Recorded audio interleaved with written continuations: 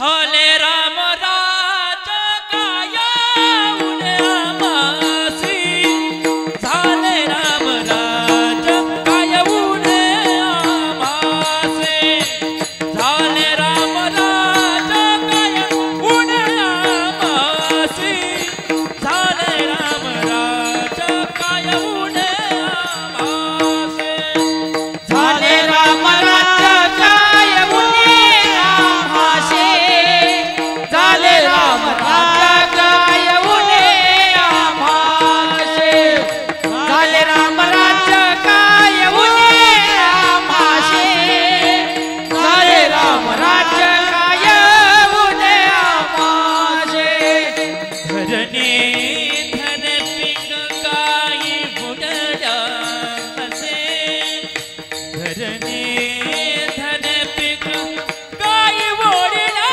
असे राम वेळो वेळा मी गाऊ गे राम वेळो वेळा मी गाऊ गोविये राम वेळो वेळा मी गाऊ गोविये राम वेळो वेळा मी गाऊ गोविये धरणी धरे पीक गाई बोलल्या म्हशी धरणे धरे पीक गाई बोलल्या म्हशी राम वेळो वेळा मी गाऊ गोविये राम वेळो वेळा मी गाऊ गोविये राम वेळो वेळा मी गाऊ गोविये राम वेळो वेळा मी गाऊ गोविये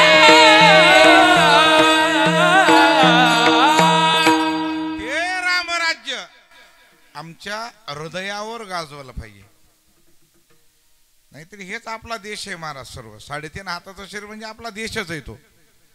आणि या हृदयावर जर रामाची सत्ता असेल आणि रामराज्य जर येत असेल तर त्याला आतलंही जगत आणि बाहेरचंही जगत रामच दिसतं महाराज. म्हणून महाराजाचे प्रमाण आहे आत हरी आणि बाहेर आणि हरीने घरी आणि हरीने कामा घातला चिरा.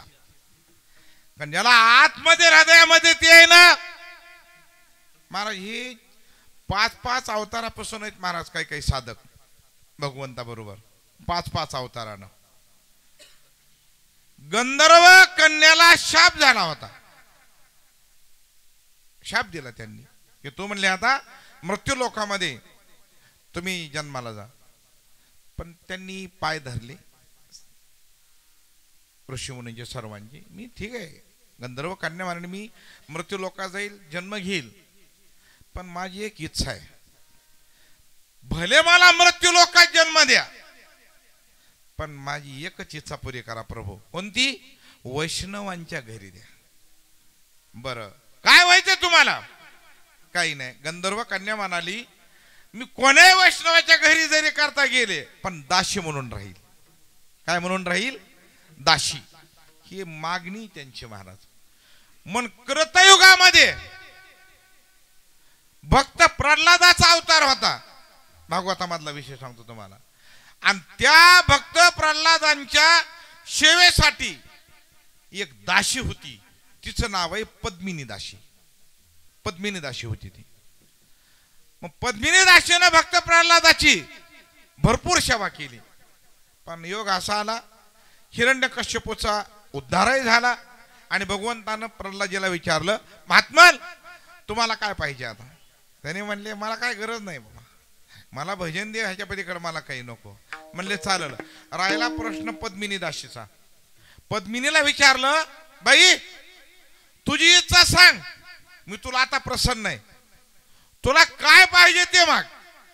त्यावेळेस पद्मिनी दाशीनं सांगितलं भगवान मला आज कळालं एका वैष्णवाची जर दाशी झालं ना विना सायाच ब्रह्मांडाचा मालक पुढे येतो.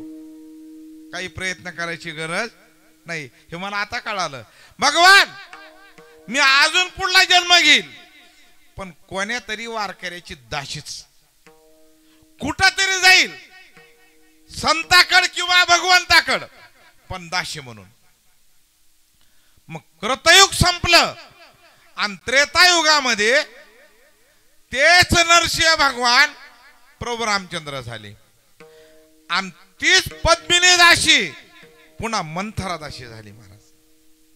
मंथरा मनामध्ये अंतर निर्माण करणारी, तिचं नाव काय आहे? मंथरा. तेव्हा एक होत्या, आता लाखांनी. मग आता त्या मंथरे मातेला, मंथरा मातेची बी काही चूक नाही महाराज. रामायणामधला विषय सांगतो बाबा तुम्हाला.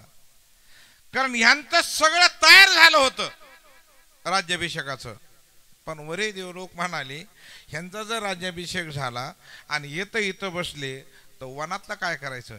वनवास शब्दाचा अर्थच असा आहे, अभंग आहे तुकोबारायचा, रामा वनवास तेने वशी सर्व देश केले नामाचे जतन समर्थ तो नोहे भिन्न. कारण वनवास शब्दाचा अर्थ वनात वास्तव्य करणे, पण आम्ही वनवास शब्दाचा अर्थ आमच्या मागं जर एखादी दरिद्री लागली ना, नाही महाराज आमच्या मागं वनवास आहे, अजिबात नाही. वनवास जिथं शब्द शोभत होते तिथं ठेवायचा महाराज. कुठलाही शब्द कुठं टाकून चालत, हीच मोठी चूक आहे आपल्याकडं. तुका म्हणे कसं जसं होईल तसं, कुठे पण हे हाय बसतंय कुठं वळी मिळत काही नाही बसत. मंथरा मातेला विकल्पानं विचार केला, त्याला कुणीच स्वीकारायला तयार नव्हतं महाराज. पण ते मंथरा मातेच्या माध्यमामधून आला विकल्प. विकल्प कोणा आला? मंथरा मातेकडून. आणि मग त्या मंथरा मातेनं हे सगळंच घडवलं महाराज. काही मातेला सांगितलं, वेडे उद्या अभिषेक आहे, प्रभू रामचंद्र राज्याभिषेक आहे, तुमच्या मुलाचं काय? त्या म्हणतात ते बरोबर, मग मागता येईल का? मग काही तुम्हाला वाटतं का आजच शेविंग खात आहे म्हणून? त्रेतायुगामध्ये पहिलं शेविंग खातं काढलं होतं कैकेयीनं, आणि तिनं 2 वर ठेवले होते शेविंग खात्यामध्ये. किती वर? 2 वर ठेवले ते. ज्या वेळेला मला काम पडेल त्यावेळेला मी आपलं हे बँकेतून काढून घेईल. बघा काही माता हुशार होती महाराज त्यावेळेस.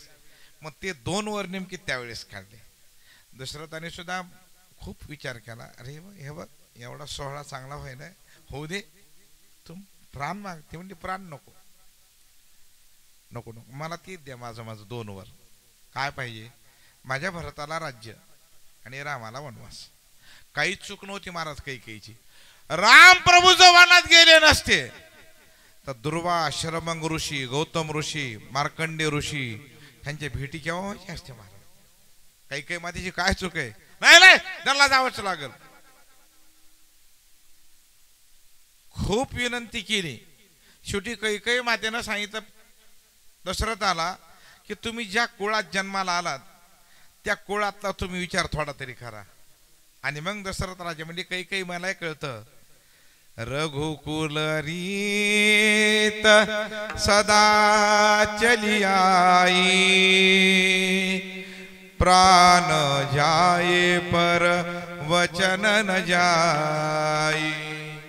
अरे आमच्या रघुकुलाची रीत आहे, प्राण यायला हरकत नाही, पण देवना टाकेल वरदान. हे सगळं कारस्थान केलं कोणी? मंथरेनं. आणि मग त्यावेळेला भरतराजे ज्या वेळेला आले आणि सगळ्या अयोध्यातल्या लोकांनी मंथरेला शिव्या दिले, पूर्ण लोकांनी. म्हणजे वेळेला राम गेले, रामप्रभू वनात, भरत आले पुन्हा. आणि मग त्यावेळेला विचारलं हे कुणामुळे झालं एवढं सगळं?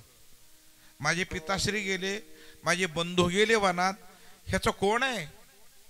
मूळ पुरुष कोण आहे?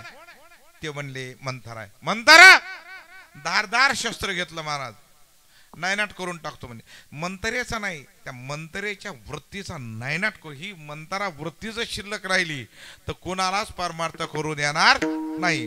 पण वशिष्ठ गुरुजीनं सांगितलं, ओ महाराज इकडे इकडे इकडे, कोण आहेत तुम्ही? प्रभू रामचंद्राचे बंधू आहेत, दशरथ राजाचे पुत्र आहेत. आणि धर्मशास्त्र सांगतं करू नये स्त्रियेच्या घाता, उपेक्षू नये निज माता, मूर्ख म्हणू नये पिता, जरी तत्वता पंडित. भावार्थ रामायणातले ओवे शास्त्री या नाथबाबाच्या रामायणामधल्या याने सांगितलं करू नये स्त्रियेच्या घाता. आणि आईला कमी लेखायचं नाही. नाही, आपल्याकडे सगळ्यात मोठी, आपल्याला यश जर येत नसेल त्याचं पहिलं कारण आपण आपल्या जन्मदात्याला कमी समजतो. आईला उच्च दर्जा द्या, आपल्या कुटुंबाचं कल्याण होईल आपल्या सहित महाराज. बरं आई असावी ना घरामध्ये महाराज. आईसारखं प्रेम आहे का बरं बाबा? खरंच आपल्या गालावून जे हात फिरवाव हे आईनच. वडील बी हात फिरवायचे, पण वडिलाचा हात म्हणजे जीसीबी फिरल्यासारखा असतो महाराज. आईचा हात आईचाच हात असतो. मग त्यावेळेला शस्त्र खाली ठेवलं आणि ऐका, ज्या वेळेला प्रभू रामचंद्र वनातून आले, पण पहिल्यांदा भेटले ते ह्यांनाच, काही माता म्हणताना माता कौशल्या माता आणि सुमित्रा माता नाही.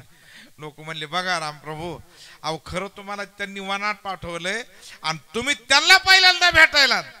ते म्हणजे तुमच्या उशिरा लक्षात येईल, पण उपकार त्या दोघीचे आहेत म्हणले आपल्याला. म्हणले का? तात स्नेहो भरत महिमा पौरुषम वायुसुतो. अरे माझ्या वडिलाचं प्रेम मला सांभाळता आलं, माझ्या भरताचं महत्व यांच्यामुळेच वाढत. तात स्नेहो भरत महिमा पौरुषम वायुसुतो. का पे सौमित्रो भक्ती. आणि हनुमानजी सारखे लक्ष्मणासारखे मला प्राप्त झाले. ए तत्वचरण सर्वयू, हे तुझ्या पायाची कृपा आहे. आणि मंतरा माता म्हणल्या थांब इकडे. रामाला म्हणल्या मध्ये इकडं. भगवान म्हणले काय नाही इकडे मध्ये आतमध्ये चला. भगवंताला कळलं मंतरा माता आपल्याला काहीतरी बोलणार आहे. आता भगवान म्हणले बोला काय. आता खरं सांग म्हणले, आता तू तर 14 वर्ष जाऊन आलास, आता एक सांग, तू खरंच माझ्यामुळे गेलास का तुला जायचंच होतं? नाही आता होऊन गेली, आता तरी खरं सांग. भगवान म्हणले खरं सांग का, मला जायचंच होतं. कारण का अभंगच आहे, वनांतरी रडी आणि आयशे पुराणी पवाडी. पुराणाने सांगितलंय तुका म्हणे ऋषी नियम आणि आयशा कळोनी का भ्रम. हे ऋषी लोकांनी लिहून ठेवलंय सगळं आहे ना.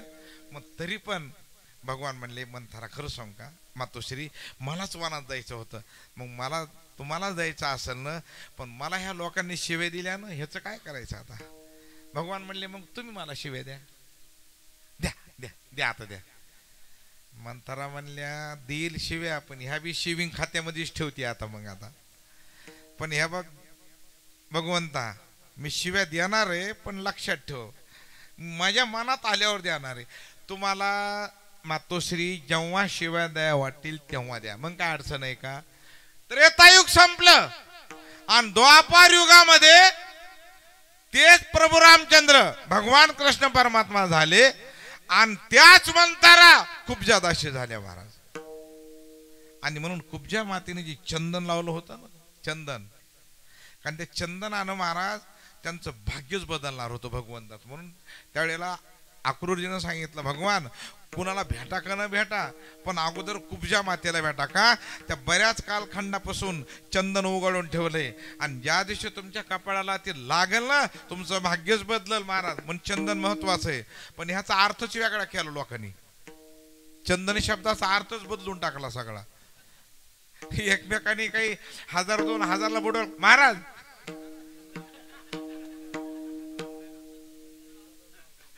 अरे काय चंदनचा अर्थ आहे काही, काय लोक बोलते भिताड पडल्यासारखं.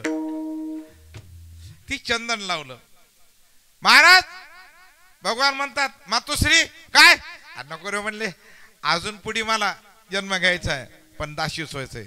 मग कलियुगामध्ये त्या नामदेवरायच्या घरी जनी दाशी म्हणून आल्या महाराज.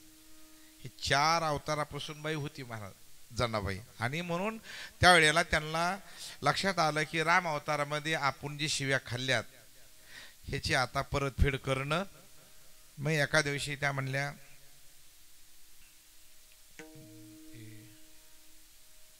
विनायकडे आला. हा त्या म्हणल्या असं, त्या म्हणल्या जनाबाई म्हणल्या हो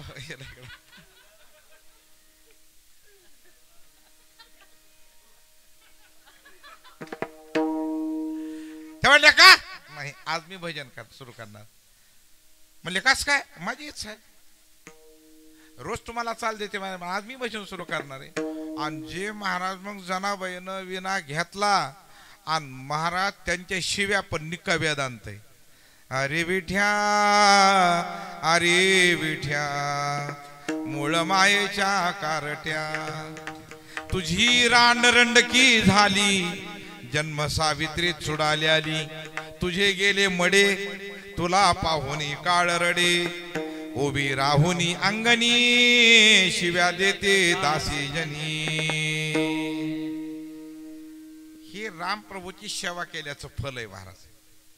महाराज त्यांच्या शिव्याच आहेत पण निका वेदांत आहे महाराज. विट्या आहे पण कोणाचं? मूळ मायेच्या कारट्या. हे मायेच आहे महाराज. हे सगळं भांडवल कोण? नाहीतरी जगत कोणाचं आहे? सगळं माया जग आहे महाराज. सगळं कबीरदास महाराज म्हणतात, अजब झटका माया का डुबाया परमार्थ सबका, अजब झटका माया का डुबाया परमार्थ सबका, इंद्र चंद्र महेंद्र भैया सब कुछ मालूम है, नारद जी के हुई नारदी ऐसे नौबत गाजी, अजब झटका माया का डुबाया परमार्थ सबका, अजब झटका माये का डुबाया परमार्थ सबका.